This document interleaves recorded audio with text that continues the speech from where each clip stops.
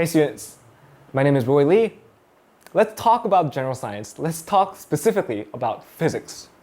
Now, if you're watching this course, chances are you're taking a general science course. And general science, it goes by many names. Some schools call it integrated science, some schools call it conceptual integrated science, some schools just call it general science. Doesn't matter, right? It's just a combination of all three major sciences: biology, chemistry, and physics.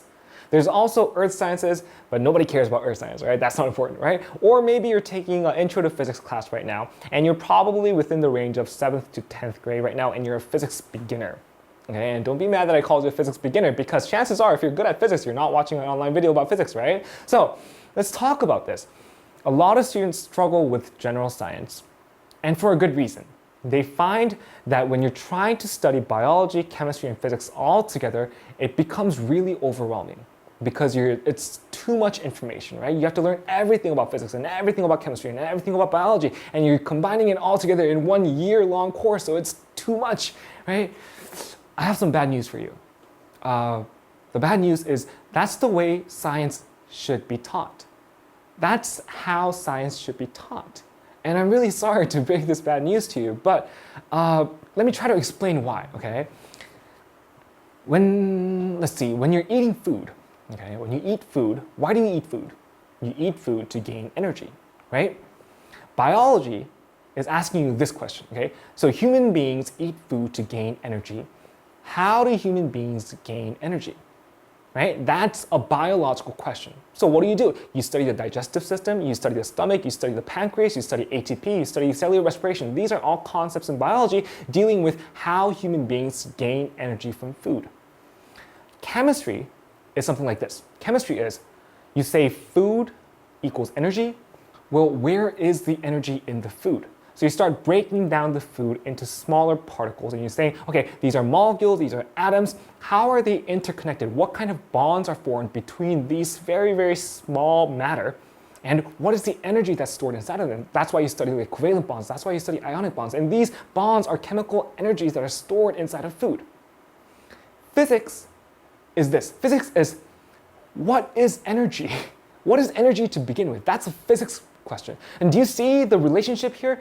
If you start off with biology, one step underneath, one step further into it is chemistry, and one step further into that is physics. And these three fields of sciences are basically all the same questions, and they're just different tiers of it. And that's why you have to study all three sciences all together, even though it seems really overwhelming. Now, to put it in another way, I can say something like this, okay? In order to excel in biology, you have to excel in chemistry. In order to excel in chemistry, you have to excel in physics. In order to excel in physics, you have to excel in math, right? And you might be raising your hand like this, teacher, yes, I don't want to live anymore. Listen, I totally feel you, right? And that's why a lot of students struggle with general science, because they feel like, okay, I'm not good at math, I'm not good at physics, therefore I'm not good at chemistry, and I'm not good at biology, I'm not good at any of the science and math, and it's too much for me. It's okay, it's okay. Some students, though, if I really grill them, right, if I ask you, okay, among the three science fields, which one is easier? There is a preference, right? Human beings have a preference. So some students say, okay, I find biology tends to be a little bit more easier than chemistry or physics. Or some students might say, I find chemistry to be a little bit more easier than biology and physics. But very rarely do I come upon students that say physics is the easiest among the three. And I've thought about this for a really long time. Okay, why do students say physics is so hard? And I really grilled students about this. And I come up with basically 3 different responses to this question. Okay, why is physics so hard? Students mostly answer it like this. They don't get it. They go to class, they go to school, they go to class, they go listen to their physics teacher. They kind of understand what the teacher is saying, but most of the time it doesn't make any sense. It sounds like an alien language, it sounds like jargon, and you're talking about impulse, and then force, and gravitational force, and 2 objects colliding together, and you're like, what? I don't get it, right? And you end up looking out the window. Here's the thing, okay? If you have this problem, maybe I can help you. Maybe I can help you with relevant explanations. Okay? The reason why you don't really understand what your teacher is trying to say is because your teacher's explanations don't really hit home. You don't really understand the examples that the teacher is giving. And have you ever come across something like this? Okay, you have two people and they're both talking about the same topic, but the way they present the material is a little bit different.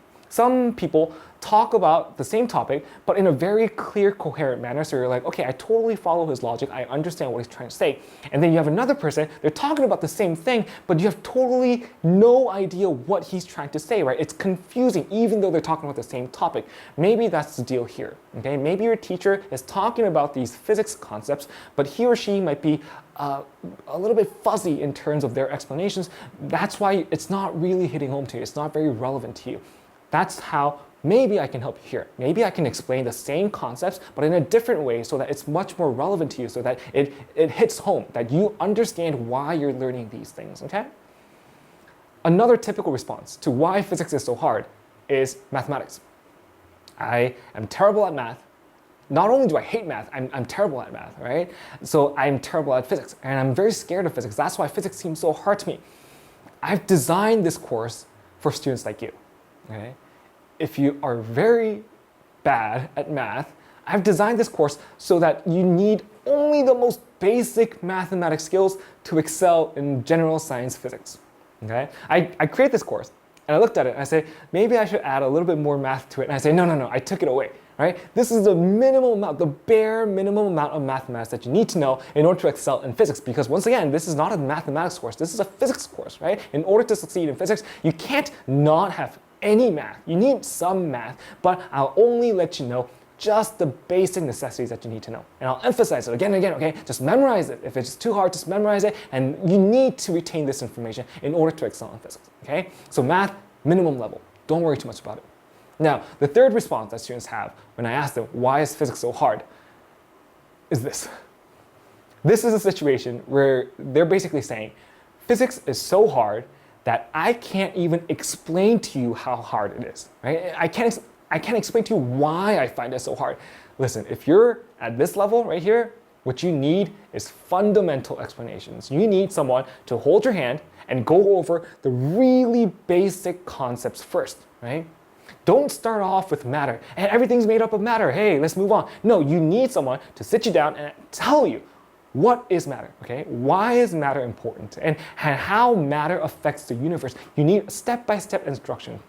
And it's okay. Everybody starts off at this level. Everybody starts off at this level. And it's just a matter of, can you retain that information? Can you retain the fundamental knowledge and see the logical connections, right? And if you go step by step, you'll soon find that you're solving physics problems which you thought were impossible at first, right? At first glance, you thought, how the heck do people solve this problem? But if you see the fundamental logic behind these problems, then you'll find yourself being able to solve these problems, okay? And this course is designed for students like you, so it's going to be very slow paced. We're going to be going over the very basics of physics here. Now, speaking of the topics that we're going to be talking about, these are the topics, okay? We're going to talk about mass, velocity, acceleration, motion in one dimension, projectile motion, Newtonian laws, work, power, energy conservation, gravity. And these topics in physics is called mechanics. Now I want you to pay attention to this word mechanics here, because if you look at the SAT 2, this is the SAT 2 physics subject test. This is shown by the College Board, and it's showing you all the different subject, the content of the test, and the percentages of each content. What do you notice? Very top, mechanics, right? Mechanics makes up about 40% of the SAT 2 physics test, meaning that the concepts that we cover here, the mechanics concepts, they carry over. So if you have a very strong fundamental grasp of mechanics, then that means if you're preparing for the SAT 2 physics test, you've basically done half the work already. Now, it doesn't end with SATs, it moves on to AP Physics as well, right? I want to look at this. This is AP Physics 1 course, and this is a course description for AP Physics 1. And I know it's very hard for you to see it, so I'm going to enlarge it. Look at this. AP Physics 1 course content. Students explore principles of Newtonian mechanics. Even at the AP level, you're still dealing with mechanics, the topics that we cover here. So as long as you have a really strong fundamental grasp on mechanics, it means that it will go a long way in helping you prepare for SAT 2 physics as well as AP physics as well, if you're interested. Now, what are some things that you can expect from this course? Better explanations than your science teacher in the language of your course. So I've designed this course in both Korean and English, so if you're more comfortable in Korean, go listen to the Korean lecture. If you're more comfortable with English, go listen to the English lecture. But I can assure you that I give you better explanations than your science teacher. I can also assure you that you get a good grade in the general science physics portion. And like I said before, I've created general science courses for physics, chemistry, and biology. Still, if you take all three, then I can assure you a good grade in the overall general science course overall. And finally, you build a strong foundation for future SAT2 and AP Physics tests. So, my name is Roy Lee. I'll see you in the first class. Hey students, general science. We're going to be talking about physics today. So, as you all know, general science is basically composed of three major scientific areas: biology, chemistry, and physics. Some classes, some schools teach general science in a way that has four different sciences, maybe earth science in the very end, but usually the big three, the major scientific fields are biology, chemistry, and physics. Now, this is a series of lectures and we're going to be covering the aspect of physics today. Specifically, because this is the first class, we're going to be talking about vectors. We're going to be talking about distance and displacement, speed, velocity, scalar, and vector quantities. Now, before I begin,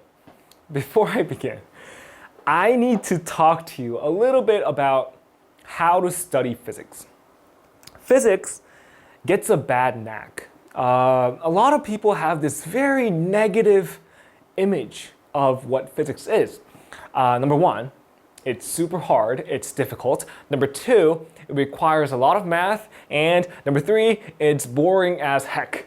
Let me tell you a little bit about how to study physics first. You have to study physics in a certain way. The reason why most people find physics hard is because it's a different way of thinking about the world. Let me give you an example, okay? Let's say you're playing baseball and I have a ball in my hand, okay? And I throw it at you. I throw this ball at you, at your face.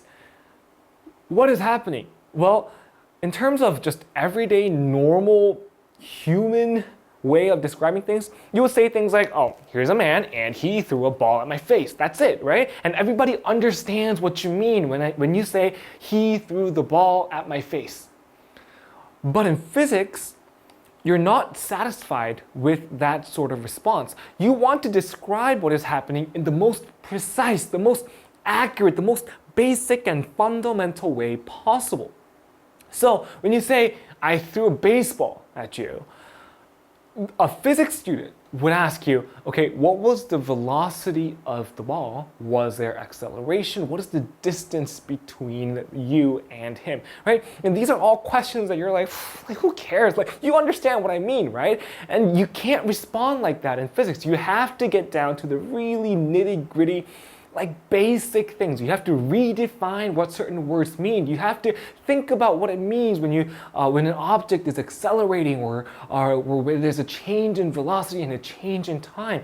And most people find that, one, really boring, tedious, and number two, because it's boring and tedious, they don't want to do it, which then results in them not understanding what's going on. And number three, it becomes really difficult. Here's what I can say, okay? I'm not gonna lie to you. You need a little bit of math skills. You can't be totally illiterate about math, right? You have to be able to do really basic, fundamental geometry, trigonometry. Like, these are basic skills that are required from you in order to do physics well. But is it difficult? Not necessarily, okay? And I know that I sound like any other physics teacher that goes up to you and tells you, hey, physics is interesting and wonderful and it's easy. No, it's not easy, but it's not super hard either. It's basically, it boils down to this fundamental question, okay? What is actually happening? Can you describe what is actually happening in the most precise and the most basic terms? Now, here's what I want you to do, okay? While you're studying physics, whenever you get kind of lost, whenever you get frustrated and you don't understand why we're so caught up in displacement and distance and all that, here's what I want you to imagine, okay? I want you to imagine that you have a friend, okay? You have a friend right here, okay? This is my friend. I want you to imagine this friend to be blind and also from outer space. He's an alien, okay? You have a blind alien friend and his name is Charles, okay? You want to explain what is happening to Charles, okay? But the problem is he's blind and An alien, he doesn't understand what you mean by throw the ball because he doesn't have human arms and he has never seen a baseball game before. Do you understand where I'm going with this, okay? Physics is basically trying to define what is happening in our everyday lives, what is happening in the universe in terms of really fundamental basic concepts that even an alien can understand. And that's really jarring for some people. Some people are like why? It's like an inhumane way of talking. Right? People don't actually do that in everyday conversations. You don't say things like the baseball was traveling initially at a velocity of 20 meters per second. Nobody talks like that. But in physics, when you're talking to this blind alien friend, you kind of have to talk in that way in order for you to accurately describe what is happening. Okay? Now, here's an example. Okay? You have your friend Charles, the blind alien, okay? And you're watching the Olympics together, right? And you happen to see Usain Bolt running the 100-meter dash. How would you describe what the 100-meter dash is to this alien life form, okay? So here's Charles, he's blind, he's an alien, he doesn't know what's going on, okay? Now, you want to explain what's happening to Charles, and Charles is like, what's happening? So you have to talk about certain things when you're trying to describe what's going on. Do you follow what I'm trying to say here, right? In order to describe what is happening, you have to talk about things like distance, you have to talk about time, how long it takes. You also have to kind of talk about speed. Now, you can't just say he's really fast in terms of speed, right? Oh, hey Charles, I know you can't see this and I know you have no idea who Usain Bolt is, but he's a really fast runner. And the alien looks at you like, how fast is really fast, right? So you can't just use these like laissez-faire, lazy ways of describing things. You have to be very, very accurate and precise. Now, this is what we're going to do. We're going to try to break down what's happening into key fundamental facts so that an alien can understand. Make sense? Okay, so you have a starting point and you have the final finishing point, right? So you have to talk about things like distance, okay? How long is the race? How long is that man, that object moving? Well, he's moving at 100 meters. And don't say, alien doesn't understand what a meter is. Hey, alien can understand basic scientific units, okay? So he understands what meters, he understands what meters are, okay? So you're trying to describe what's happening. So you say, okay, this person, this man, is moving at a total distance of 100 meters, okay? How long did it take him? Well, it took him 9.58 seconds, and this is actually the world record that Usain Bolt currently holds as of 2016, okay? So Usain Bolt ran 100 meters in 9.58 seconds.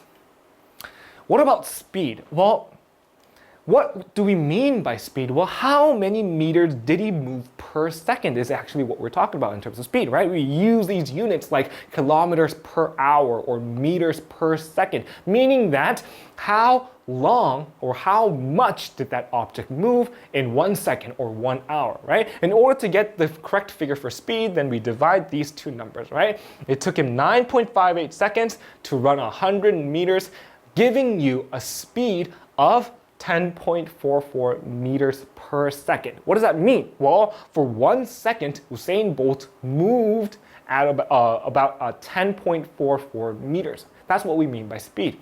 Now, imagine you're an alien, right? And you listen, okay, 10.44 meters per second. Okay.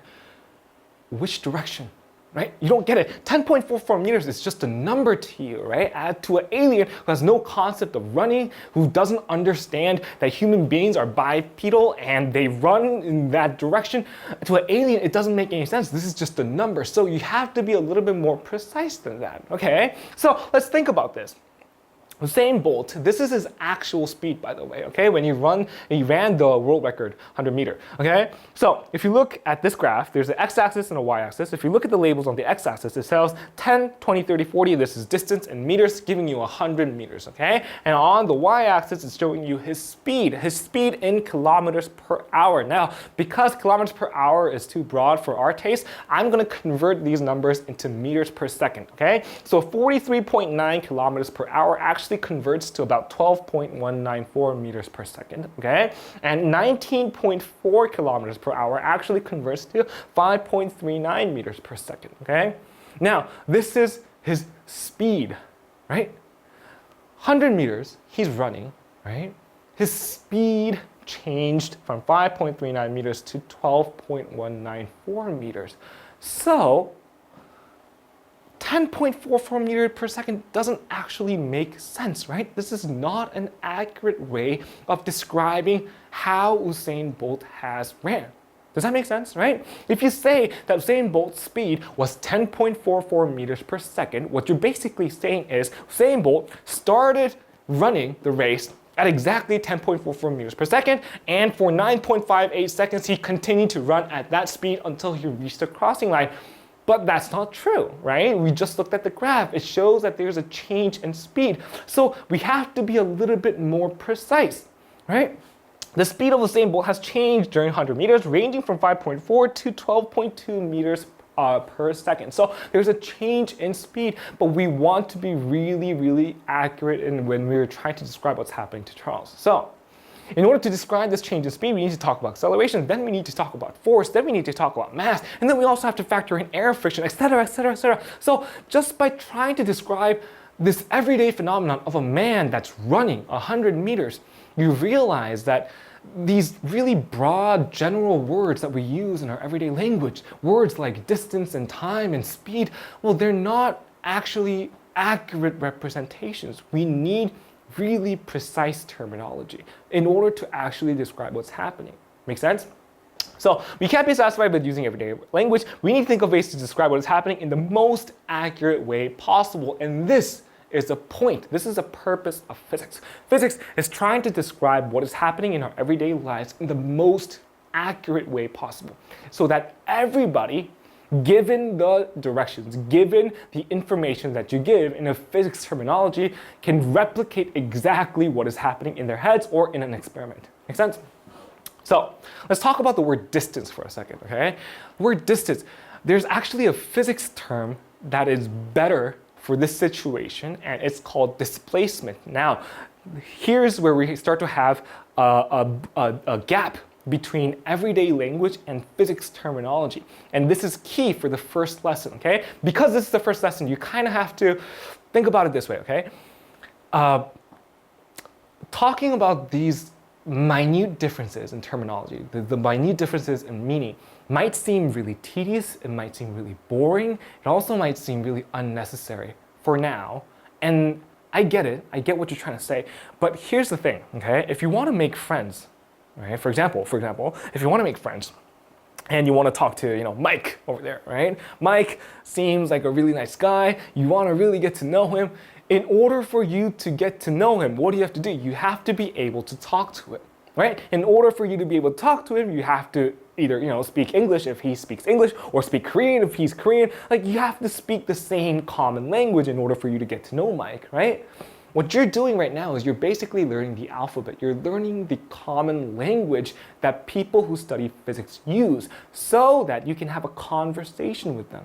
Okay? And of course it's boring. Who likes learning the ABCs, right? It's only babies who are like 2 years old that learn the ABC song. Have you ever really enjoyed learning new English words? Unless you're like kind of weird and you like looking at the dictionary or something.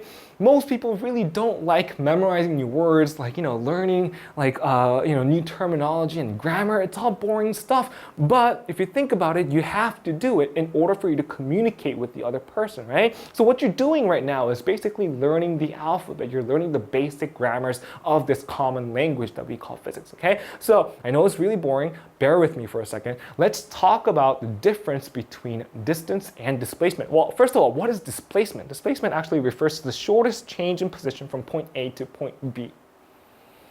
What does that mean? Hold on, I'll get to it. The basic units for displacement and distance is usually meters or kilometers, and I'll show you what the difference is, okay? So distance versus displacement. What is the difference? Well, this distance refers to how much ground is covered during an object's movement. So something is moving. I'm interested in how much ground that object covered while it was moving. Make sense?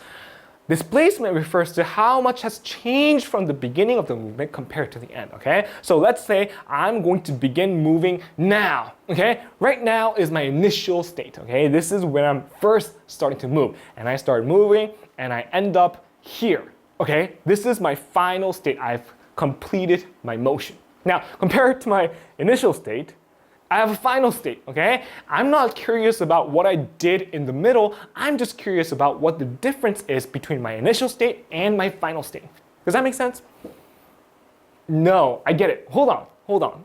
You'll get it in a second, okay? Distance is a scalar quantity while displacement is a vector quantity. Now, distance is scalar, displacement is vector. What do these two words mean? We'll talk about it in just a second. Bear with me, okay? Let's look at this example, okay? So you have a ball here. Okay, and let's say this ball is moving that way at about 5 meters. Okay, so that ball has moved about 5 meters that way, and then it moves 10 meters that way, and then 10 meters that way, and then 5 meters this way, and then 10 meters that way, and then 20 meters, and then 10 meters. Okay, so this ball has moved in this path. Now, I'm curious about the distance. How much distance has this object covered while it was in motion? Well, what do? You just add up all the meters, right? Because this is moving and I'm curious about how much ground it has covered. So if you add all this up, you get about 70 meters. So you can say that the distance that the object has covered is about 70 meters. Now, here's my question. What is the displacement of that object? Okay, remember, displacement is looking at the initial position and the final position, and you're comparing the two, okay? Is there a difference between the initial and the final position of that ball? No, right? It started here, it moved all the way across, but it ended up, the final position was exactly the same. So there is no difference between the initial and the final state. That's why displacement is actually 0 meters. Does that make sense? You get me so far? Let's try one more thing, okay? Same ball, okay? 5 meters, 10 meters, 10, 5, 10, 20, 10, but in this scenario, the ball ends up here, okay? Now, what is the distance that the ball has covered? Well, you look at the same numbers and you say 70 meters. That's good, okay? Now, what about displacement? See, there is a difference now. There's an initial position and there's a final position, and these two are not the same. So the displacement actually turns out to be about 1 meter. There should be no S here, sorry, right? It should be 1 meter. You understand that there's a difference between what we mean by distance and there's a difference between what we mean by displacement. Does that make sense so far? Okay, so let's go back to our Usain Bolt experiment, right? So we're talking about this man. He's running 100 meters. The distance and the displacement, yeah, I get it. There's a difference between the two, right? We're using correct physics terminology here. Now, time. How do we measure time? Well, time, 9.58 seconds. Well, yeah, nothing else here, right? Nothing new here. Time is just time. So what are the units of time? It's seconds, minutes, hours, etc., right? You all know it. Now, what about speed? Here we get to something really interesting. What do we mean by speed? Is there a better word that we can use to more accurately describe what's happening? And yes, it turns out to be the word velocity. Now, what is the difference between speed and velocity? Well, the term speed and velocity are often used interchangeably, but they're slightly different. Now, again, we come to this gray area where people who are using everyday common language start mixing these two words together interchangeably as if they mean the same thing, right? If you talk about the speed of the fastball and you talk about the velocity of the fastball, it sounds like you're talking about the same thing, right? But in physics, it's actually not true. It's slightly different. And what do I mean by that? Well, speed refers to how much distance was covered over a period of time. Okay? Think about this, okay? Speed is related to the distance, how much distance it was covered over a certain period of time. Meanwhile, velocity is actually showing you the displacement over time, as well as the direction. So you're not concerned with distance, you're concerned with displacement now, and in addition to that, you also are concerned with the direction. What do I mean by that? Well, I'll get to it. Okay, so the speed and velocity we figured out to be about 10.44 meters per second. If you add a direction to that now, okay? Instead of just saying 10.44 meters per second, as a blind alien, you have no idea what that means, right? 10.44 meters per second, up or down or left or right? You're an alien, you don't know what the 100-meter dash is, right? So you have no idea what direction this object is moving. But let me tell you now, I'm gonna tell you that this man moved towards the right at 10.44 meters per second. Now, also, in addition to how fast that object is moving, I'm also giving you information about the direction, right? It's moving towards the right. Now you have something a little bit different, and now you have velocity. Okay, so let's talk about speed and velocity a little bit. I know that you're a little bit confused right now. Let's talk about scalar and vector quantities for a second, okay? So speed is a distance covered per amount of time, but speed is a scalar quantity. What does that mean? Well, scalar quantity means it's a number that's used to describe magnitude only. Well, what does that mean? I'll give you an example, okay? Let's look at this, right? Some examples: mass, volume, temperature, gigabyte, etc. These are all scalar quantities. So scalar quantities, I want you to think about it like this. It's a number, okay? And that number is it. That's what that number means. I have no idea what you're talking about. Okay, let me give it to you like this, okay? If I turn the volume up to 7, okay, is there a direction? Yes, yes, I know, there is a direction. What direction? Well, if you have 0 here and 10 here, it's moving towards the right 7, so it's a vector quantity. It has a direction. No. Right? Well, who says that 0 has to be here and 10 has to be here, therefore 7 is right here and it has a direction like this, right? That's just you, right? To an alien, there's no reason why I should have 0 here and 10 here. I could have 0 here and then 10 over here and 7 down here, right? So this direction is actually this way. Does that make sense, right? What you think is a common direction in terms of 0 and 10, so 0 starting from the middle and it's moving towards the right, towards 10, that's just your human experience. Right? That's just what you generally think things should be like. It looks okay like this. You've seen it too many times. That looks weird. What the heck are you doing over there, right? But the reason why it's weird is because you're human, right? You're a human being, therefore you've been exposed to so many different graphs and formulas and pictures that have basically this scale. So it looks natural to you. But if you really think about it, the volume 7, does it have a direction though? Right? 7 up or 7 down or 7 left or 7 right, there is no direction. The number 7 itself is simply a magnitude. It has meaning in it. I'll give you another example, just in case this is too hard. I recently bought a computer, and this is actually a true story. About 2 weeks ago, I bought a new iMac, right? And it cost me an arm and a leg, right? It was super, super expensive. Now, the hard drive space inside my new iMac is about 1 terabyte. 1 terabyte to the left. Does that make sense? 1 terabyte downwards? No, there is no direction associated. That's simply that number, okay? So a scalar quantity is simply a magnitude. It's 1 terabyte. That's it. That number itself represents something. Now, I know I'm really confusing a lot of you, so let's quickly move on to the next thing, and we can compare these two things, and maybe that'll help you understand a little bit more, okay? Let's talk about vector quantities. Now, vector quantities are often referred to as the opposites of scalar quantities because they have one key critical difference. Now, what is the difference? Well, a velocity is the amount of displacement over time in a certain direction. Because it has a magnitude and a direction, that's the key thing. Velocity is a vector quantity. Now, remember scalar quantities, what we just talked about? I told you that scalar quantities only have a magnitude, right? Vector quantities, on the other hand, have both a magnitude as well as a direction. Okay? So, vectors are represented as arrows. Let's see. I'll show you vector quantities, I'll show you the representations in arrows, and maybe that'll help you understand what it means. Okay, hold on. So, vectors are represented as arrows, okay? And you've all seen this arrow before. Now, just in case you're an alien, let me explain to you what the arrow means, okay? There's two parts to an arrow. There's the tail, and there's also the head. Okay? The head, this point, this tiny point over here, actually symbolizes the direction of this arrow, right? Understand everything here, right? This tail, the length of this tail in terms of physics actually describes the magnitude, right? So let's say I have a force, okay? I have a force that's pushing towards the right in this amount, okay? I don't know what this amount is, but it's a magnitude. It's just some number, okay? And it's pushing this way, in this direction. Now, if this force was smaller, if I had a smaller force that's pushing in the same direction, how would I represent that in terms of arrows? Well, I shorten the length of the tail. Does that make sense, right? This is just innately understandable, right? If you have an arrow and you have a shorter arrow, that means it has a smaller magnitude. So you can show that there's a difference in magnitude just by the length of the tail, and the head part of the arrow, the head part of the arrow shows you the direction. Now, the thing about vectors is that they can be added or subtracted from one another. And this adding and subtracting vectors is something that a lot of physics teachers spend a lot of time on.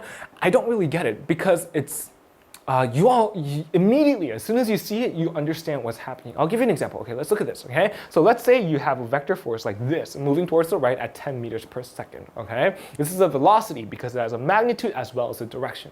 I don't know. I have no idea what you're talking about. Don't worry. Don't worry. This is just all terminology that you get used to over time. Okay, so let's say I have a velocity going to the right at 10 meters per second. Let's say I have the opposite velocity moving at 5 meters per second. Now I want you to imagine this scenario like this. Okay. Let's say I, as a human being, am running, okay? I'm running this way, right? I'm running this way at 10 meters per second, okay?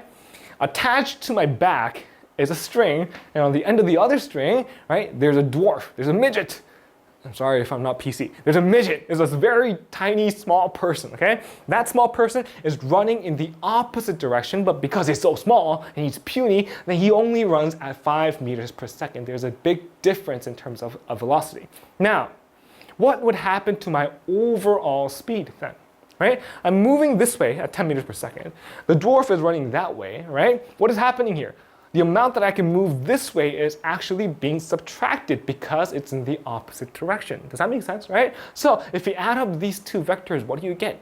Well, it's almost obvious, right? You move towards the right at 5 meters per second. And that's good. I want you to try to use that intuition, right? This is just very obvious things. Let's try something else, okay?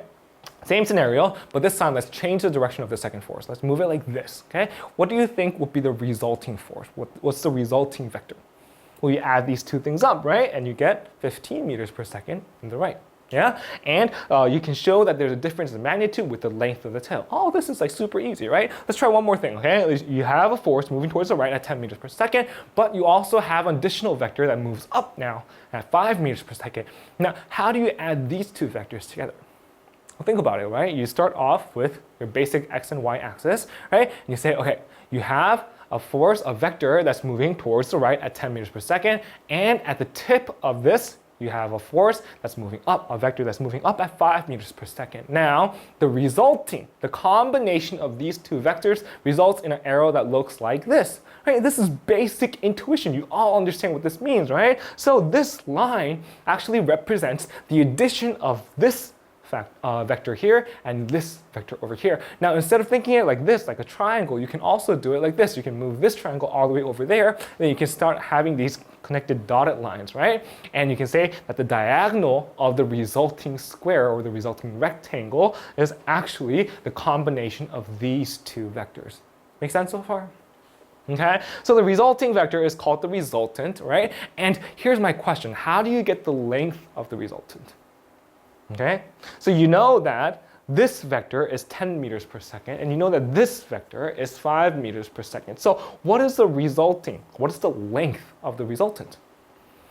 You have to dig all the way back to, geometry, right? Geometry class when you talked about Pythagorean theorems, right? A squared plus b squared equals c squared. You've all seen this before, right? Now, using this basic mathematical formula, you can try to calculate the resultant, right? And you do this.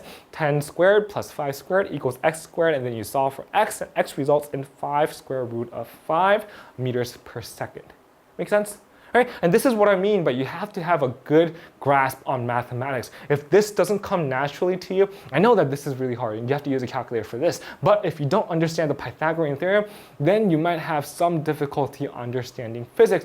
But if you have trouble with Pythagorean theorems, you need to go back to elementary school because most kids learn about this when they're in 5th or 6th grade, right? So, use your basic mathematical tools to understand what's happening. Now, one more thing I want to mention, right? If you have a diagonal vector like this, and let's say it's just an ambiguous unit, I'll call it 50, okay? You have this vector, it's an arrow with the direction, with the length of 50. I want you to try to break this down into separate components. And what do I mean by that? Well, this diagonal line is actually a combination of two different vectors like we just seen, right? So you can say that there's a horizontal component as well as a vertical component to this diagonal vector. What do I mean by this? Well, you have a horizontal line that goes all the way down here, and you also add a vertical line, and you end up with this diagonal, right? So a combination of these two vectors results in this diagonal, right? Let's say I give you some numbers. I say that this diagonal line is about 50. Okay, this is a random ambiguous unit of 50, and you have the horizontal component, which has a length of 40. Okay, here's my question. What is the amount of the vertical component? right? Again, using the same mathematical formula, you just plug in the numbers like this, and then you also solve for x, and you result in 30. Make sense? Right? You might not understand what's happening right here. Don't worry about it. If you don't get it right now, don't worry. This will come up much later in the course when we're talking about, projectiles. When we're talking about when you're throwing a ball off a cliff, all these like classic physics problems. When we talk about those, then we start breaking down vectors into different horizontal and vertical components. If you don't get it, just understand that there's something like this, and this will come up later in the course. Make sense? Okay. So let's go back. Let's go back to our original experiment, okay? So you have Usain Bolt, and you're watching Usain Bolt run the 100-meter dash. You have your blind alien friend Charles with you, and you're trying to describe what's happening to Charles. Now, you use words like distance, time, speed, and velocity, and you say, okay, so what is the total distance that Usain Bolt is running? So you're saying, Charles, hey, Usain Bolt is a man, and the distance that he's running is 100 meters. If you want to be a little bit more precise than that, then you say displacement. Okay, what is the displacement between the two? Remember, displacement is a vector, meaning that it has both magnitude as well as the direction. So you say, okay, Usain Bolt's displacement, the change, the difference between his initial starting point and the final starting point is 100 meters, and the direction is towards the right. Okay, so you're trying to explain what's happening in the most precise, accurate way possible. Now, what is the time? The time is just 9.58 seconds. There's no difference, right? All aliens have the same concept of time, let's say, okay? What about speed and velocity? Well, his speed is about 10.44 meters per second. Okay? What is his velocity? Remember, speed is scalar, velocity is a vector. Vector meaning that it has both the magnitude as well as direction. So you say, okay, it's 10.44 meters, but there's also a direction, and the direction is moving towards the right. Do you see what I'm trying to do here? Right? Instead of using just general, broad, everyday words, I'm trying to be really, really precise with my terminology so that Charles can have a clearer understanding of what's happening. Make sense? But the thing about this, right, speed and velocity here, 10.44 meters per second, it's not actually true. And the reason why it's not true, I'll talk about it in the next lecture, okay? Let's move on for now. So let's quickly review what we learned, okay? I want you to try to organize what you've learned so far inside of your head so that it makes perfect sense.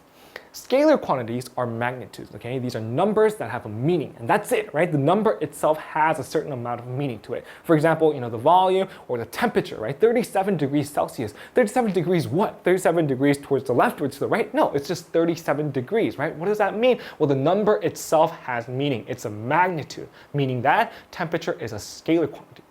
Now, compared to scalar quantities, there's vector quantities. Vector quantities have both magnitudes as well as directions. So, for example, velocity. If I'm moving 5 meters per second towards that way, instead of just 5 meters per second anyway, where I'm just saying, okay, that's the direction that I want to move in, 5 meters per second. Then, if I start moving, then I'm moving with a velocity with both a magnitude, right, 5 meters per second, and also a direction, right, towards the right.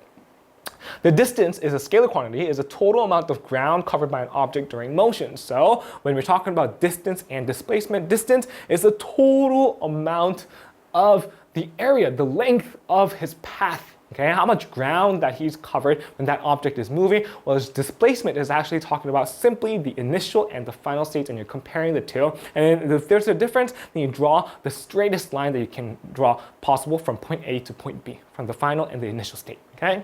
Speed is a scalar because we care about the distance covered by an object over time, regardless of where it ends up. So when we're talking about speed, we're talking about the path that the object takes. Whereas when we're talking about velocity, we're only interested in the displacement between the two. Okay, we're not talking about the distance, we're talking about displacement. Now, because displacement shows you initial and the final starting point, then there is a direction, right? You start from here and then you go over there. There's a direction to it. That's why velocity is a vector quantity. Make sense? Now, vectors can be manipulated. You can add or subtract vectors together, and I've shown you examples of how to do that. When looking at a diagonal vector, we can separate the horizontal and vertical components as well as calculate for the magnitude of the vectors, and these will all become really, really important when we're talking about force and acceleration and free-falling objects, etc., etc. So, just for now, just understand that you can break down diagonal components into both the horizontal and the vertical. Okay? Now, next time, we're going to be talking more about speed and velocity, and we'll also be looking at a couple of example problems. So, if you made it this far, good job. Good job. I'll see you in the next class. But remember, right? Physics, You're starting physics right now, okay? Of course it's a little tedious, of course it's a little boring, but it's really important that you take really good notes and you understand everything that's happening right now, right? And if you're confused a little bit about scalar and vector quantities, don't be. Don't be. It's okay. It's not that important in the broad spectrum of things. As time goes by and you learn more about physics, these are things that come naturally towards you. So if it's a little weird right now, if you feel like it doesn't really fit with you, don't worry about it. Don't worry about it. Just let it breathe. Let it marinate for a second, and then you'll get it. Okay? So I'll see you in the next class.